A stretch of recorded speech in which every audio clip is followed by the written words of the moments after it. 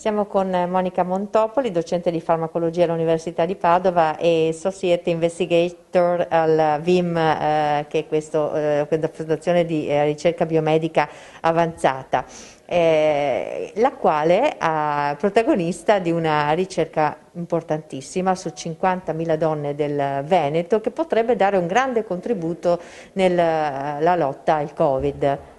Sì, abbiamo avuto la fortuna di poter fare questo lavoro in stretta collaborazione con la Regione Veneto, che ci ha messo a disposizione i dati e il registro tumori del Veneto.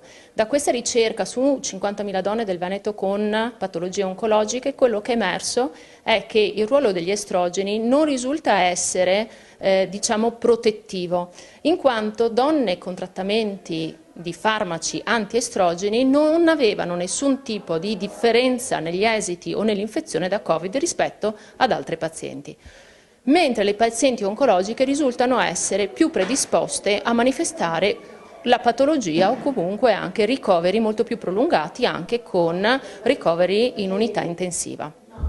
Durante questa ricerca però è emerso un dato che ha cambiato la prospettiva.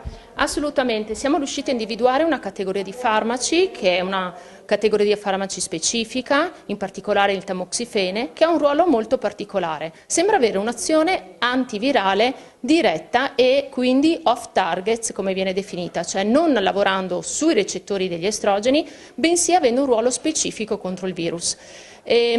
Questo dato è praticamente in linea con quello che è uscito dal supercomputer dell'ENI che abbiamo sentito recentemente, che attualmente è in clinica, dove il raloxifene, che appartiene sempre a questa categoria di farmaci, potrebbe essere un nuovo approccio farmacologico. Ecco che due studi condotti in due tecnologie diverse, con due metodologie diverse, portano comunque in un'unica direzione. Come si mette a terra questa notizia, diciamo?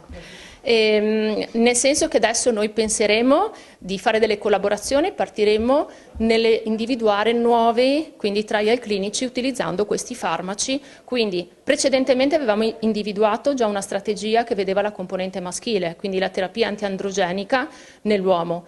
Questa terapia attualmente è già in trial clinico multicentrico in almeno 6 diversi centri a livello internazionale, quindi a breve avremo anche i risultati di questa ricerca e vorremmo far partire velocemente anche questo trial clinico.